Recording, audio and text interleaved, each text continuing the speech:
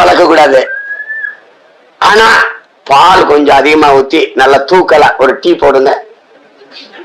தயிர் இருக்கா, தயிர் அதை வாங்கி நல்லா சாப்பிட தெரியுதா அண்ணன். நெய் கொஞ்சம் விட்டு முருகலா ஒரு ரோஸ்ட் தோசை. அப்ப என்ன பண்ணணும், நாக்கு அப்படி இழுத்து வச்சு லேசா அந்த உப்பு தாள் இருக்கு இந்த மாடு வளர்க்கறது கேவலமா போயிடுச்சு.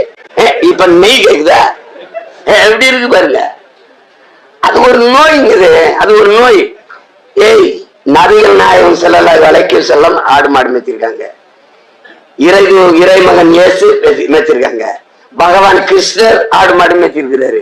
ஐயா கவிக்கு அப்துல் ராமச்சரடை கிருஷ்ண பரமாத்மா மேய்ச்சிருக்காரு, நபிகள் நாயகம் மேய்ச்சிருக்காரு, இயேசு பிரான் மேய்ச்சிருக்காரு. இவங்கெல்லாம் மேய்ச்சிருக்காங்கடா. உனக்கு என்னடா ஆடு மாடு வளர்க்கறதுல அவ்வளவு வச்சிங்க அப்படி சொல்றாரு. ஆடு மாடு மேய்க்கிறதுக்கும் ஞானத்துக்கு ஏதோ சம்பந்தம் இருக்குடா. ஒருவேளை மேய்ச்சி பாரு, உனக்கு அறிவர்தான் பார்ப்போங்கிற. அப்படி அதுல உனக்கு ஒரு குற்ற உணர்வை வச்சிடறான், ஒரு தாழ்வு மனப்பானை வச்சிடறான். அதனால அது இழிவுன்னு நீ வெளியேறிட்ட. இப்ப 100 நாள் வேலை திட்டம், விவசாயத்தை மூடிட்டான். அன்னைக்கு 1 ஏக்கர் 2 ஏக்கரை 1 நாள்ல இருக்கான். இன்னைக்கு 1 ஏக்கரை 7 நாள்ல இருக்கிறான். ஏன்னா ஆள் இல்ல.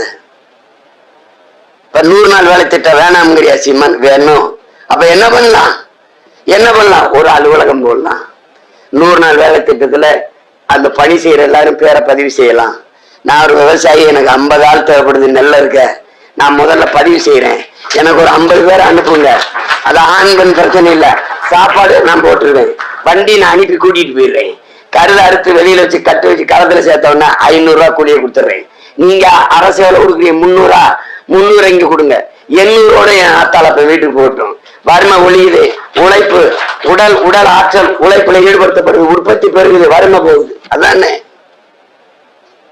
மனிதனின் அறிவாற்றல், மனிதனின் உடலாற்றல் உழைப்பில் ஈடுபடுத்தப்பட்டு உற்பத்தியை பெருக்கிற நாடுதான் வாழும் வளரும். சும்மா உட்கார்ந்து இருக்கிறது சம்பளம் கொடுக்கிற நாடு இல்ல. போய் 100 நாள் வேலை திட்டத்தில் நம்ம அக்கா தங்கச்சி எல்லாம் இருந்தா போய் பாரு என்ன செய்யறாங்க. பல்லாங்குழி ஆடுவாங்க. இல்லைன்னா என்ன சிரிக்கிற, எங்க அண்ணி எங்க அக்கா எங்க சித்தப்பா சித்தி எல்லாம் விளையாடுறாங்க. ஆம்பளை எல்லாம் எல்லாம் காட்டுக்குள்ள சீட்டாடுவாங்க. பெண்கள்லாம் உட்காந்து பல்லாங்குழி இல்ல தாய்க்கட்டை விளையாடிட்டு பவுடர் டப்பா புட்டாமல் எடுத்துட்டு போயிடுறாங்க. இந்த இதெல்லாம் இந்த சீப்பு கண்ணாடி எல்லாம் அப்படியே தலையை வாரிட்டு சரியா 1 மணி ஆனவொன்னே வந்துடுவாங்க. இது காசு.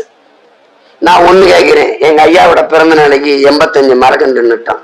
ஒரு நாள் உங்க அண்ணன் கையில இந்த அதிகாரம் வரும்போது நீ மரக்கன்று ஒவ்வொரு வயசுக்கும் ஒவ்வொரு மரக்கன்று நடணும்.